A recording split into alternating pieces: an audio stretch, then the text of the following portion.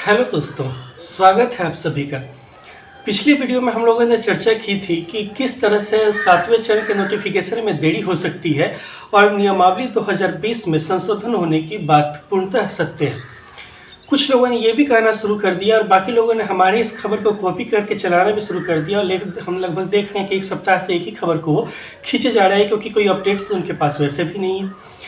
लेकिन कुछ लोगों ने यह कहना शुरू कर दिया कि यह जो अपडेट की बात है नियमावली में, यह बिल्कुल भ्रामक और असत्य बात है।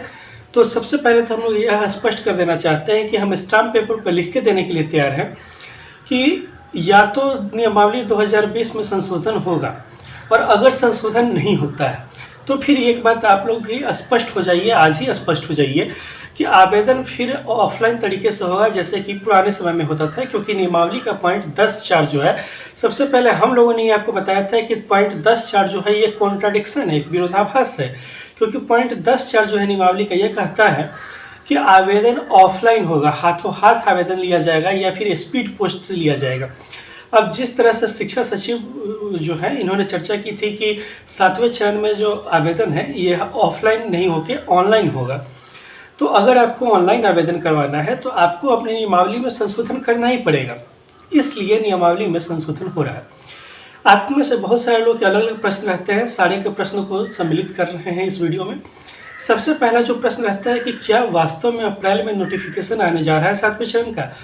दुख होगा सुनकर थोड़ा, लेकिन आप लोग को स्पष्ट कर दें कि 99% संभावना है कि 7वें चरण का नोटिफिकेशन अप्रैल में नहीं आने जा रहा है। आप पूछेंगे ऐसा क्यों है, इसका क्या आधार है। हम लोगों ने पिछली वीडियो में आपको चर्चा होगा कि अपने सूत्रों से बात की थी, उसके आधार पर ये वीडियो बनाया था। लेकिन उस समय दिन का समय था, वो भी ऑफिस में ही थे, तो थोड़ी हड़बड़ी में उनसे हमारी बात हुई। बाद में हम लोगों ने उनसे स्पष्टता के साथ थोड़ी आराम से बात की, तब उन्होंने पूरा मैटर समझाया कि मैटर क्या है। कुछ जो अभ्यर्थी हैं, हमारे शिक्षक अभ्यर्थी हैं, जब वे सचिवालय में बात करने जाते हैं तो वहाँ जो उच्च अधिकारियों से बात करते हैं, सचिव महोदय से बात करते हैं, तो उनको कुछ और कहा जाता है। ठीक है, ऐसा नहीं है कि उनको गलत बोला जाता है, लेकिन ध्यान रखिए कि पर्दे के पीछे वे जब सचिवालय से आ जाते हैं, इसके बाद में वहाँ पे बहुत सारी बातें होती हैं, बहुत सारे कार्यक्रम होते हैं। ऐसा नहीं है, आपको ध्यान देना होगा कि हमारे सूत्रों ने बताया, वही उनकी कही हुई बात ही आपको डायरेक्ट बताते हैं कि जो नियम नीतियाँ होती हैं, ठीक है कि यहाँ पर जो अधिकारी हैं ये नीतियों को तय करने में मार्गदर्शक की भूमिका निभाते हैं, ये पिलर है। लेकिन आपको ध्यान देना चाहिए कि इनके ऊपर खुद शिक्षा मंत्री है। शिक्षा मंत्री अगर चाहेंगे, शिक्षा विभाग अगर चाहेगा कि 7वें चरण का नोटिफिकेशन जारी हो, तभी यह नोटिफिकेशन जारी होगा। केवल अधिकारियों के कहने मात्र से यह नोटिफिकेशन जारी नहीं हो जाएगा। इसमें मूल समस्या ये है, आपने गौर भी किया होगा कि लोग यह एक अफवाह फैला दिए हैं कि छठा चरण समाप्त हो गया। ध्यान दीजिएगा, छठा चरण प्राथमिक और जो मिडिल स्कूल है, प्राइमरी और मिडिल स्कूल है, इसके लिए समाप्त हुआ है। हाई स्कूल और +2 हाई स्कूल के लिए ये समाप्त नहीं हुआ है। तो इसके कारण क्या होगा, ये एक मैटर फंसा हुआ है पटना हाई कोर्ट में, जिसमें छठे चरण के हाई स्कूल के टीचर की जो बहाली चल रही थी, इसमें अभ्यर्थियों ने यह मांग की कि हम लोग जो 16-18 बैच के पास है या इसके बाद के बैच के पास है, 16, 18, 17, 19 बैच की मांग है कि हम लोगों को भी इसी चरण में, छठे चरण में शामिल होने की अनुमति दी जाए। इसके लिए उन्होंने पटना हाई कोर्ट में केस किया हुआ है। और आप लोगों ने भी वो ऑडियो सुना होगा शिक्षा सचिव महोदय का, जिसमें उन्होंने कहा था कि अगर अप्रैल के लास्ट तक हाईकोर्ट से कोई स्पष्ट निर्देश हम लोग को प्राप्त नहीं होता, तो हम लोग के सामने ये मजबूरी होगी कि इन लोगों को भी 16, 18, 17, 19 वाले को भी छठे चरण में शामिल किया जाए। तो इससे भी हमारी इस बात की पुष्टि हो जाती है कि आप देखिए कि सरकार अप्रैल के अंत तक 29-30 अप्रैल तक इस बात का इंतजार करेगी कि किसी न किसी तरीके से हाईकोर्ट का इनको निर्देश प्राप्त हो। नहीं प्राप्त होता है तो अंत में ये बहाली की प्रक्रिया छठे चरण की आगे बढ़ाएंगे। और आपने यह भी गौर किया होगा, हमारे सूत्रों ने यह बात भी बताया, जिस बात को आपने भी गौर किया होगा जरूर, कि जब भी कोई मिलने जाता है शिक्षा मंत्री से आप मिल के आइए, या फिर किन्हीं भी अपने विधायक से मिल के आइए, किन्हीं से आप मिल के आते हैं, तो आपको क्या आश्वासन दिया जाता है। या तो पहले आपसे गोल मोटल करके बात की जाती है, या फिर आपको अंत में बोला जाता है ठीक है छठा चरण खत्म होने दीजिए, इसके बाद हम 7वां चरण स्टार्ट करेंगे। लेकिन हो क्या रहा है, छठा चरण कब खत्म होगा, ये एक ऐसा हो गया, एक बीरबल की खिचड़ी के समान हो गया है कि कभी खत्म होने का नाम ही नहीं ले रहा। इसको खींचा जा रहा है, खींचा जा रहा है, खींचा जा रहा है। सरकार का प्रयास है कि जितना अधिक समय तक संभव हो इसको खींचिए। इस तरीके से जब तक छठा चरण समाप्त नहीं होगा, सातवें चरण की बात संभव ही नहीं होती। इसलिए भी यह बात स्पष्ट हो जाती है कि आपको अप्रैल में सातवें चरण का नोटिफिकेशन नहीं आने जा रहा है। नेक्स्ट बात है कि नियमावली 2020 में क्या क्या संशोधन होने वाला है। यहाँ पर आपको स्पष्ट कर दें कि कुछ लोग ऐसे होते हैं कि इस वीडियो के आप कमेंट बॉक्स में देखिएगा, वे स्पष्ट रूप से कमेंट करेंगे कि आप बताइए आपके सूत्र क्या हैं, आप कैसे बता दी ये चीज़। तो पहले तो हम यह बता दें कि हमारे सूत्र क्या हैं, और उसके बाद यह बता दें कि इन सूत्रों ने हमें जो बातें बतलाई हैं इससे पहले, उनमें से कौन कौन सी बातें सही हुई हैं, ताकि आपको भरोसा तो कम से कम पहले जग जाए हम पर। उसके बाद आपको जब भरोसा जग जाएगा तो आप इन बातों पर यकीन करेंगे और विश्वास करेंगे। सबसे पहले बिहार में अगर आप लोग को ध्यान हो तो जनवरी के महीने में हम लोगों ने एक वीडियो बनाया था, ऊपर में लिंक भी दे देते हैं, कि एक वीडियो बनाया था जिसमें हम लोगों ने बताया था कि ऑनलाइन और सेंट्रलाइज्ड आवेदन क्या होता है। इससे पहले बिहार में मुट्ठी भर लोगों को छोड़ दीजिए तो लोगों को यह भी नहीं पता था कि ऑनलाइन और सेंट्रलाइज्ड आवेदन क्या होता है। आप में से जिनको भी वेरीफाई करना हो, जनवरी का हमारा वीडियो है, इसी चैनल पे है, जाके वेरीफाई कर सकते हैं। बाद में उसको कॉपी करके इतने लोगों ने चला दिया। नेक्स्ट जो हम लोगों ने आपको बताया था कि जब 25 फरवरी को ये बात उठ रही थी कि सुपर टीटी की बात उठ रही थी, उस समय भी हम लोगों ने आपको बताया कि विधानसभा में बजट सत्र में सुपर टीटी जैसी कोई भी चर्चा नहीं होगी, एक शब्द भी नहीं इस पर चर्चा होगी। वो बात भी हमारी 100% सही हुई। आप देख सकते हैं, जो हमारे रेगुलर दर्शक हैं वो इस बात को जानेंगे, वो इस बात को वीडियो में देख सकते हैं। नेक्स्ट जो हम लोगों ने बताया था कि ऑनलाइन और सेंट्रलाइज्ड आवेदन की प्रक्रिया क्या होगी, किस तरीके से होगा, हम लोगों ने आपको बाकायदा एक फॉर्मेट दिखाया था। इसी चैनल पे हम लोग का वीडियो है, ऊपर में लिंक भी दे देते हैं। ऊपर में लिंक पे क्लिक करके आप देख सकते हैं कि जिसमें हम लोगों ने बताया कि सातवें चरण में सेंट्रलाइज्ड आवेदन की प्रक्रिया आखिरकार क्या है और किस तरीके से यह सेंट्रलाइज्ड आवेदन होगा। हम लोगों ने उसी वीडियो में आपको बताया था कि इसके लिए स्पेशल सॉफ्टवेयर बनाया जाएगा। अब हमारी बात, उस समय कुछ लोगों ने हम पे शंका भी किया था कि आप झूठ बोल रहे हैं, लेकिन आज जब खुद शिक्षा सचिव महोदय ने कह दिया है कि इसके लिए हम अलग से सॉफ्टवेयर का निर्माण करवाएंगे, तब ये बात हमारी पूर्णतः सही साबित हुई है। इसके बाद हमारी खबर साबित हुई कि कुछ लोग बोल रहे थे कि अप्रैल के फर्स्ट वीक में, प्रथम सप्ताह में नोटिफिकेशन आएगा। उस समय भी हम लोगों ने बोला कि ऐसा कुछ नहीं होने जा रहा है, फर्स्ट वीक में नोटिफिकेशन नहीं आएगा। वो भी बात हमारी सही साबित हुई।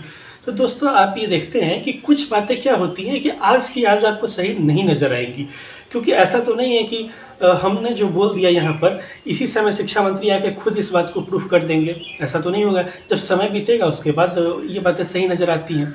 तो आपको कुछ बातों को सच है या नहीं इसके जानने के लिए थोड़ा समय का इंतजार करना पड़ेगा। समय जैसे ही बीतेगा वो बात ऑटोमेटिकली सही आ जाएंगी। अब आप देखिएगा, जो बोल रहे हैं कल से इसको कॉपी करना लोग शुरू करेंगे। कुछ महत्वपूर्ण बात जो बता देते हैं यहाँ पर। आप पूछेंगे इतना क्यों बोल रहे हैं, इतना इसलिए बोल रहे हैं ताकि आप अन्य चैनल पे जो खबर देखते हैं वो हमारे यहाँ से कॉपी होके जाती है, इसलिए बोल रहे हैं हम लोग। खैर जानिए कि यहाँ पर और क्या है। सबसे पहले जो बात उठती है कि क्या सातवें चरण में आवेदन ऑनलाइन होगा या ऑफलाइन होगा। यहाँ पर एक लॉबी बिल्कुल है, दो लॉबी है, पहले भी हम लोग चर्चा कर चुके हैं। जो लोग रेगुलर दर्शक हो जानते हैं कि एक लॉबी जो है वे पूर्ण इस विश्वास में है कि आवेदन की प्रक्रिया ऑफलाइन हो। ऑफलाइन इसलिए हो ताकि ऑफलाइन में कमाई का धंधा बना रहता है, ठीक है। भ्रष्टाचार जितना ज़्यादा होगा कमाई का धंधा उतना बना रहेगा।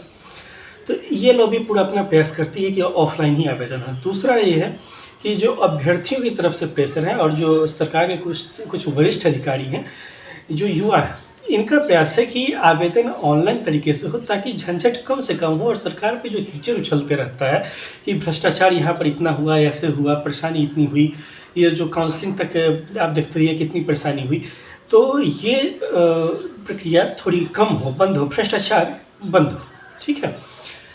नेक्स्ट जो बात आप लोग ने उठाया है कि क्या डोमिसाइल लागू होगा सातवें चरण में। डोमिसाइल लागू हो रहा है, इस बात को आप लोग जान लीजिए अभी कि डोमिसाइल लागू कैसे नहीं होगा। इसको अगर और स्पष्ट करना हो तो आप ऐसे भी देख सकते हैं कि अभी हाल में जो प्रधान शिक्षक की बहाली आई है बीपीएससी के थ्रू और प्रधानाध्यापक की बहाली आई, उसमें भी डोमिसाइल लागू था। तो इसलिए ये बात कहने की कोई बात ही नहीं, अभ्यर्थियों का प्रेशर भी था। छठे चरण से ये मांग लगातार उठती आई है कि डोमिसाइल लागू होना चाहिए, इसलिए डोमिसाइल लागू होगा। नेक्स्ट जो आप लोगों का क्वेश्चन रहता है कि आखिरकार ये जो बहाली की प्रक्रिया होगी इसमें क्या बीटेड को सीटेड के ऊपर कोई प्राथमिकता दी जाएगी? ऐसी कोई भी बात नहीं है कि बीटेड को सीटेड के ऊपर प्राथमिकता दी जाए। नेक्स्ट जो आप लोगों का क्वेश्चन है कि क्या सुपर टीटी करवाने पर सरकार विचार कर रही है? फिलहाल सुपर टीटी या फिर इस तरह का कोई अन्य प्रतियोगी एग्ज़ाम, इस पर सरकार कोई विचार नहीं कर रही है। ये मूलतः जो संशोधन हो रहा है आप लोग को स्पष्ट कर दें, ये ऑनलाइन ऑफलाइन का चक्कर है कि आवेदन 10, वो जो हम लोग बताए थे कि 10/4 का जो नियम का उल्लंघन हो रहा है इसलिए। और एक बात और है कि एसटीईटी के जो मेरिट और नॉन मेरिट का मामला है, इस पर पूरा चर्चा नहीं करेंगे मेरिट नॉन मेरिट का मामला क्या है, तो एक मिनट सॉरी, क्योंकि वीडियो बहुत लंबा हो जाएगा, उसकी चर्चा हम लोगों ने ऑलरेडी पहले की वीडियो में की हुई है। एक्चुअली मेरिट नॉन मेरिट के मामले में सरकार के गले में एक हड्डी अटक गई है, ना इनको निगलते बन रही है ना उगलते बन रही है। ये हड्डी इस तरीके से अटकी है कि एसटीईटी 2019 का जो विज्ञापन है यह जो है मेरिट के पक्ष में झुका हुआ है। यह स्पष्ट करता है कि सरकार एक मेधा सूची का निर्माण करेगी जो कि इस एग्ज़ाम के आधार पर होगा। दूसरी तरफ शिक्षा मंत्री ने खुद बाद में मार्च में ये कह देते हैं कि जो लोग इस एग्ज़ाम को पास किए हैं सबको हम बहाल करेंगे, ठीक है। और उसके बाद फिर कह देते हैं कि मेरिट लिस्ट तैयार होगा, फिर कह देते हैं कि नहीं हम तो ऐसी कोई बात ही नहीं कहे हैं, कि जो लोग पास करेंगे सबको हम बहाल कर देंगे। मेधा सूची का निर्माण तो नियोजन इकाई में होगा। तो सरकार के पास ये भी दबाव है, ये बीच बीच के कैसा रास्ता निकालना चाह रहे हैं जिससे इस समस्या का समाधान हो और सरकार के सामने प्रेशर नहीं आए, विपक्ष का भी इस पर प्रेशर बहुत ज़्यादा है। ये भी बात हुई। नेक्स्ट आप लोगों का क्वेश्चन आता है कि आखिरकार बहाली किस तरीके से होगी? क्या बीएड और डीएलएड का जो अंक है, इस बीएड डीएलएड के अंक को जोड़ा जाएगा या फिर जो नियमावली 2020 में हम लोग को दिखाई दिया था कि केवल ट्रेनिंग का अंक और आपके बीएड के अंक 6 to 8 में रहेंगे और 1 to 5 में 10th 12th का अंक आपका और ट्रेनिंग का अंक रहेगा। ये बात मूलतः जहाँ थी वहीं पर है, तो इसमें कोई विशेष संशोधन दिखाई आप नहीं दे रहा है। तो पूरे जो मामले का कंक्लूजन है, सार है, फिर से दोहरा दें कि अप्रैल में नोटिफिकेशन आने की संभावना न के बराबर है और ये मामले में भी कोई बहुत ज़्यादा संशोधन नहीं दिखाई देने जा रहा है। यहाँ पर एक बात और स्पष्ट करते हैं कि हो सकता है, संभव है कि इनमें से 1-2 बात इधर से उधर हो जाए। आप पूछेंगे कि ऐसा क्यों बोल रहे हैं? क्योंकि भाई यहाँ पर शिक्षा मंत्री हैं, बिहार सरकार है, कब अपनी बातों से मुकर जाए कोई नहीं कर सकता। आप में से जो लोग शिक्षा मंत्री को रेगुलर फॉलो कर रहे हैं वे इस बात को स्पष्ट रूप से जानते हैं कि वे कैमरे के सामने 2 बार खुद अपनी कही हुई बातों से मुकर चुके हैं। एक बार बोलते हैं कि जो लोग पास हैं सबको हम बहाल करेंगे, दूसरी बार विधानसभा में खड़े होकर कहते हैं कि हमने ऐसा कभी कहा ही नहीं है कि जो लोग पास हैं कि उनको हम बहाल करेंगे। कैमरे पे उनके बोले हुए बात को खुद ही झुठला देते हैं। तो अगर विभाग क्या तैयार कर रहा है और इसके बाद हम तो वहाँ पे जो सचिवालय में जो काम चल रहा है उसके आधार पे बताएंगे। अच्छा, एक बात और स्पष्ट कर दें, अगर आप लोगों को लग रहा है कि काम युद्ध स्तर पे हो रहा है वहाँ पे, ऐसा कुछ भी नहीं है कि काम आप लोग, कुछ लोग ऐसा भ्रम फैला रहे हैं। हम देख रहे हैं कि यहाँ पे लेटर कुछ लोग डाल देते हैं और लिख देते हैं कि ये देखिए कि रिक्तियों की गणना इस तरह से स्टार्ट हो गई है, 10 दिन के अंदर रिक्तियाँ आ जाएंगी, ऐसा हो जाएगा। ठीक है, प्रोसेस स्टार्ट हुआ है, लेटर लिखा गया है, लेकिन इसका मतलब ये नहीं है कि ये काम युद्ध स्तर पे हो रहा है, क्योंकि जब तक छठा चरण समाप्त नहीं हो जाता तब तक 7वें में आप उम्मीद नहीं कर सकते हैं कि इस काम में कोई स्फूर्ति आएगी, कोई बहुत ज़्यादा तेज़ी आएगी। ये भी बात है, तो आपको इस बात को भी ध्यान रखने की बात है। और बोले हैं कि हो सकता है कि 1-2 बात इधर से उधर हल्की हो जाए, क्योंकि विभाग कुछ और कहता है। और आपको पहले ही वीडियो में हम बता चुके हैं कि आखिरकार फैसला मंत्री को लेना होता है, मुख्यमंत्री को लेना होता है, तो फाइल मंत्री के पास जाएगी। तो वहाँ पे वो क्या करते हैं, कोई सुझाव देते हैं या कोई बदलाव करते हैं, अभ्यर्थियों का इधर से क्या मांग होता है, क्या प्रेशर होता है, सारी बातों को भी ध्यान में रखा जाएगा।